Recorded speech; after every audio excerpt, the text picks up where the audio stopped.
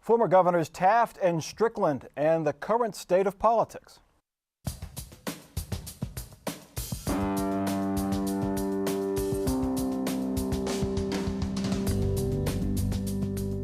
From the Battelle Studio at WOSU at COSI, this is a Columbus on the Record special. Joining Mike Thompson this week, Robert Taft, 67th Governor of Ohio, and Ted Strickland, 68th Governor of Ohio. Welcome to this Columbus on the Record special. This week we put aside the nitty-gritty debates over taxes, over health care, and Jell-O shots, and we'll get back to that soon enough. But this week we want to take a step back, look at the very messy state of politics in Ohio and Washington, with two men who have, for the most part, moved back away from the front lines of politics. Governor Taft, let's start with you. You've been out of office now 6.5 years. That's right. Do you miss it? I miss the policy, I miss the influence, I miss the staff and my cabinet. We had a great team in there. Not sure I miss the fundraising or some of the politics. What you, Governor Strickland, it's been 2.5 years for you. Do you miss it? I could have said the very same words that the governor just said. I enjoyed being there. I enjoyed the policy. I enjoyed the debate even. What I disliked was the fundraising. That's a part of politics that is essential. You can't get elected without having resources, but it's not a fun thing to do. What's the, Governor Strickland, we see governors, at news conferences, we see you at events, we see you on TV and interviews and things like that, but what's the daily life of a governor like? When does it begin? How many hours a day do you put in? How many hours a week do you put in? As a governor? Yeah. I was sleeping, if I was lucky, 5 hours a night. I got up very early. I went to bed very late, and my life was not my own. And I think that's the way it is when you're the governor. Governor Taft, do you agree? I would say absolutely. Maybe one day a week I'd be in the office with a lot of meetings with different staff people, but most of the other days of the week I'd be up early on an airplane going somewhere in the state of Ohio, or maybe driving somewhere in the state of Ohio and getting back, maybe not too late, but often 7, 8, 9 o'clock at night from parts of Ohio. It's a big state, 11 million people. You got to get out there and around, or you're not governor of Ohio. Is it hard? I mean, we're here in Columbus, and we have the State House here, and we have politics as like a contact sport here in Central Ohio. But you forget that there's Appalachia, there's rural parts, there's Northwest Ohio, there's industrial parts in Cleveland area, and then you have Cincinnati. I mean, how do you govern a state like that? Ohio is a nation of city-states, and as you've heard too many times, all politics is clearly local. Youngstown is a totally different area of the state from Toledo, Northwest Ohio. You've got small towns like Lima and Mansfield. You've got southeastern Ohio, Appalachia down there. We've got tremendous diversity in Ohio. Part of what makes it interesting as governor is that diversity, because you get to know Ohio, you make friends all over the state, but you've got to get out there. You can't sit around in Columbus and think that you're going to be visible as governor of this state. You make friends, Governor Strickland, but you're also going to make people mad, because what appeals to folks in Columbus doesn't appeal to folks in your home area, Southeast Ohio. But, I think those kind of differences are exaggerated. Ohio, as the governor has said, is an incredibly diverse state, one of the most diverse in the entire nation, and I think that's our strength. Quite frankly, John Glenn has said something that I believe, that everything that you find in the larger nation, you can find at some level within the state of Ohio. We have coastlines, we have farms, we have factories, we have great institutions of all kinds. But I think most Ohioans tend to be sort of common sense people who care about their communities and want the same things. I don't think there's a lot of ideological difference within the people of the state of Ohio, regardless of where they live. Governor Taft, let's talk about the politics. How much of your day did you spend governing, and how much of the day did you spend being a politician, fundraising, meeting with constituents for your next campaign? Well, Michael, it varies a great deal. Obviously, when the budget's going on, I'm meeting with legislators virtually every day. I met with the legislative leaders weekly to coordinate the agenda. I may be on the telephone. I may be out selling my agenda, whether it's economic development initiative, tax reform, more rigorous core curriculum in high school, whatever it was. You have to get out there and sell that program, or it's not going to pass. On the other hand, you got a campaign year, every 4 years, and your agenda is going to change. You're going to have to be at fundraisers across Ohio. You're going to have to be at campaign events. You may be at, since I'm Republican dinners across Ohio. Parades, 4th of July parades, Labor Day parades, the whole deal. So campaign years might be a little different from budget years when you're trying to get your program enacted. Do you still eat chicken, Governor Strickland? Have you had enough rubber chicken to last a lifetime? I'm not a total vegetarian, but I'm trying to move in that direction. Less chicken, less red meat. Fewer parades. Healthier living. Mm-hmm. Yeah. I lost 15 pounds after I left the governor's office. I exercise nearly every day. And I didn't have time to do a lot of that. Much of my menu when I was in the governor's office, quite frankly, was McDonald's and Wendy's. Wow. How about campaigns? I mean, they can get really nasty. How do you not take it personally? Well, sometimes I do, to be quite honest with you. I've had a lot of campaigns as a member of Congress and running for governor, and sometimes I took it personally because sometimes it was personal, quite frankly. You don't get into politics because you're afraid of controversy. That's what politics consists of. Sometimes that debate is legitimate and rigorous and a high level, discussion. Sometimes it's much less than that.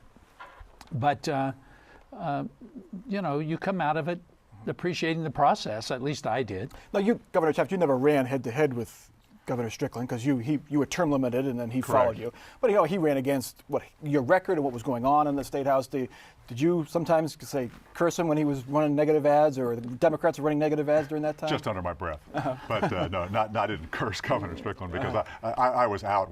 The day I left office, I was on a plane out of here to Africa and back to where I was in the Peace Corps. But I had a very tough campaign initially against Lee Fisher. Yep. And he was a tough opponent, but it had helped that we had served together as Attorney General and Secretary of State together. We had a relationship. So there was kind of an understanding there. And it wasn't nasty, it wasn't bitter, it was competitive. And we were battling away against each other. Did you ever call him, Governor Strickland, when you were serving for advice? So how do you deal with this person? How do you deal with this issue? I don't think I ever did that, but I can tell you that one of the things I tried to do once I became governor was to recognize what my predecessor had done. Governor Taft did a lot of things that were very positive for this state. And I remember I was over in Dayton not long after I became governor, and we were cutting a ribbon for a highway that I had nothing to do with, quite frankly. And I remember saying at that meeting, Governor Taft should be here because this was his work. And quite frankly, I think having become governor myself, I had a greater appreciation for what my predecessor had to deal with. John Kasich ever call you for advice, Governor Taft? Governor Kasich has not spoken to me for advice. I mean, we see each other around and we talk a little bit and so forth. But I do want to credit Governor Strickland because he came in, different party, different philosophy, had his own ideas. But on the other hand, as he said, he recognized some of the initiatives that we did that had merit when he signed the legislation to protect the Great Lakes waters from diversion, for example, which we had negotiated when I was governor. He invited me up to the ceremony, extremely gracious, and we always had an excellent relationship. And I would concur that I think once you've been governor, you respect whoever it may be, Republican or Democrat, who's in there now. I mean, I respect Governor Kasich for the challenges he's facing and Governor Strickland as well. And, the third frontier was Bob Taft's idea. And I had the opportunity as governor to try to continue it, but it was a great idea, and I always said it was his idea. What a great legacy that is. All right. Sometimes governors come in, they want to reinvent the wheel. But I think Governor Strickland accepted what we'd done that was good, came forward with his own ideas and his own initiatives. Okay. Of course, things, maybe it's because you all have left, but things now are kind of a mess. Republicans and Democrats seemingly can't agree on anything. Now, way back when Governors Taft and Strickland were in office, liberals and conservatives held hands, they sang folk songs, they never raised their voices in anger. Those were the good old days. But of course, the good old days seldom were as good as we remember. Governor Strickland, are things that much worse now than they were when you first started? Yes. They are. Much worse. Case in point, my first budget, when both houses were controlled by Republicans, passed with only one dissenting vote. one dissenting vote. And I remember then House Speaker, now Secretary of State John Husted, and I embracing as we celebrated that. I wouldn't see that happening today. I mean, that's just not the way things are. Why do you think that is, I think Governor that's Taft? sad.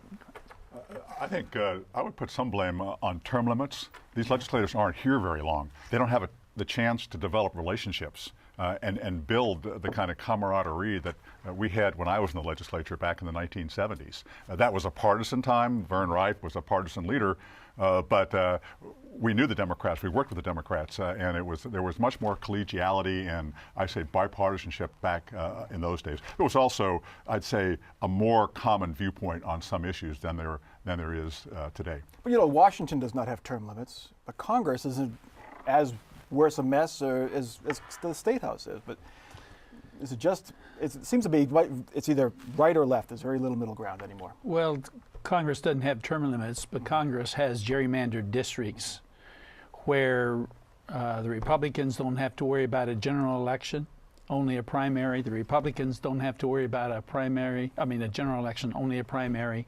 So there's no incentive to come to the middle and work together. My first year in the United States House of Representatives, my best friend was a Republican member from New York, Rick Lazio, who left Congress, eventually ran against Hillary Clinton for the Senate in New York. But Rick and I were very good friends. I don't see those kinds of relationships developing in Washington. I go up there. I think the attitude is just really hostile now. And it's, quite frankly, it's hostile here in Columbus. Is it hard? Because it seems like if you're a Republican and you compliment, Hillary Clinton or Barack Obama, you're immediately, attacked. I think the atmosphere is worse that way in Washington, where compromising becomes evil. Compromising is the only way you get anything done in legislation. That's right. I don't think it's quite as bad in Columbus. Some of that is feeding over. You have the decline of the mainstream media, for example. You got the rise of the cable networks. You got Fox on the right and NBC on the left. And I think people just listen to what, they agree with, and that's infecting the entire country. There are very few legislators who are in the middle. Right now, the most moderate Republican is more conservative than the most conservative Democrat. Do you think that the politics of today, on the part of politicians, reflects the American people, or do you think the American people reflect what the politicians are saying? Because you have dinner parties where people are fighting over everything. So who's to blame? I think the loudest voices are on the extremes, and that's too much, unfortunately, what we hear in the press. And it's too much what is driving these elections. Governor Strickland mentioned gerrymandered districts, where you've got districts that are very Republican or very Democrat. The only threat for the Republican comes from the right, same party, Democrat from the left. That polarizes the country. So I think redistricting reform is one option that we should look at to address this problem going forward. Governor Strickland? I concur. Redistricting is where you get to pick your voters, though, so it's hard. It's an awful tempting thing. It's hard. Gerrymandering's been around for 200 years, and no one's found a fix yet. All right. Our next topic, one debate that never ends, is the proper role of government. More specifically, the proper role of state government for our discussion, whether it be spending tax money to attract businesses, setting education policy, or paying for health care. Democrats and Republicans disagree. So, Governor Taft, let's start with education. The Constitution, governors have dealt with this. Governor Voinovich did it, you did it, Governor Strickland has dealt with it, now Governor Kasich is dealing with that line in the Constitution, which I'm sure you have memorized, that the state must provide a thorough and efficient education system throughout the state. Is that possible? I think we've made great progress on that task. It means, first of all, that every district in Ohio, no matter where you live, has adequate resources for a good education. Over the past 16 years, we've made a lot of progress on that, bringing up the poorest school districts in Ohio for operating and also for school buildings. Is it perfect? No. Do we still rely on the property tax? Yes, a lot. But I would say, no matter where you live in Ohio, there's adequate dollars, maybe not abundant dollars, but adequate dollars behind your education. We've made progress. We still have problems with the inflexibility of local property taxes, and that is a challenge. Number two, I think the state needs to set high expectations, which we started to do under Governor Voinovich. I followed up on that. Governor Strickland also continued, high academic standards for students, holding districts accountable for results, for a quality education. So it's not perfect, but I think we've come a long way in the last 16 years, in part because of that Supreme Court decision, trying to respond to it. You're always going to have affluent districts and less affluent districts. Can you ever meet that constitutional requirement of throughout the state? Well, I think I did when I was governor, in terms of the structure of school funding. All the resources weren't there. But the fact is that public education must be valued, and teachers must be honored. And one of the things that really bothers me today is that I think teachers are scapegoated to the point where I don't understand why any young person would choose teaching as a profession today. Because teachers are blamed for every ill of society, and teachers and schools deal with what communities send to them. And teachers are expected to be counselors, physicians, ministers, disciplinarians, as well as teachers. Should the state get that's out a of tough public thing to do. education and just leave it to the local governments? Is that a way to do it? Just the state say, well, you guys handle it. I don't think that's constitutional. Yeah. I think we do need a mix of different kinds of revenue sources for stability. The local property tax, though, is becoming an increasing problem as fewer voters have kids in the public schools. Fewer voters are willing to support property tax levies. There's no growth in that property tax unless there is a new election. Yep. So, and the fact that a lot of districts rely still a lot on that property tax, it creates problems out there. The state can compensate that to a certain extent and can make up for it and make sure the poorest districts have enough resources. But you still have a problem with the property tax part of school funding. Well, and to Governor Taft's great credit, when he was governor, he increased the percentage of overall funding that came from the state. I increased it under my administration. I think that's what the Supreme Court said needed to happen, that we were relying too heavily upon the local property tax. And the only way to compensate for that, in my judgment, is for the state to fill the gap. But that's great when times are good, but as times get tough, it's harder for the state to do that. Well, Mike, I think we spend money on what we think is important, and I think education is important. And across the years, education has been the pathway toward a prosperous middle class, and we cannot abandon our commitment to public education. Let's get to business development and the role that state government and tax dollars should play in attracting companies and keeping companies here. Governor Strickland, is the state getting taken for a ride by some companies that come in and demand these things? Absolutely. So how do we stop it, or do you want to stop it? The best way to stop it is with total, absolute transparency, so that the public knows exactly how resources are being allocated, for what purpose, and what we're getting out of it. And I'm not just saying that that's relevant to a Republican versus a Democratic administration. I think that's relevant to both Democrats and Republicans. The public tax dollar is a precious resource, and we ought to make sure that we're getting our money's worth when we invest those resources. Governor Taft, what are those conversations like when you hear of a company that wants to move here, or a company just knocks on your door and say, I want to come here, but I need this, this, and this? What's that conversation like? Well, first of all, the state needs to set a good overall climate. We reform business taxes in Ohio just for that purpose, to be more competitive without having to grant specific incentives to this company or that company. You have to have a good workers' compensation climate, litigation climate. You have to have a good highway system. That's the most important thing a state can do. But businesses whipsaw the state against other states. And the governor's often in a very tough situation where this company is, maybe they're in Ohio now, okay, we're going to invest some dollars here, or we may go to Indiana, we may go to Michigan. So we'd like to see what can you put on the table, state, in terms of business incentives. It's very painful sometimes to have to do that, particularly in some cases they weren't even adding new jobs. They were just keeping the jobs that were already in the state. But the governor has got to market the state, has got to sell the state, has got to work on these deals where we have a chance to be competitive. Doesn't mean you need to give away the store. You need to hold businesses accountable. You need to have a line that you're going to draw that you can't go over with a particular deal, because businesses will play one state against another mercilessly. Okay. While they may disagree on its size, liberal and conservative lawmakers must, of course, run the government and provide service. Paying for it is part of that deal. And lately, we've been talking about shifting the burden away from income taxes and increasing other taxes. There's also the whole privatization debate. Governor Strickland, what's the perfect tax formula as far as, is it a graduated rate? Is it a flat tax? How much property, income, business, sales tax? What's the magic formula? Is there a magic formula? That depends on who you're talking with. But in my judgment, we need a graduated tax where those who are the most fortunate and reap the greatest benefits from our society and our state and the resources of our state pay a little more.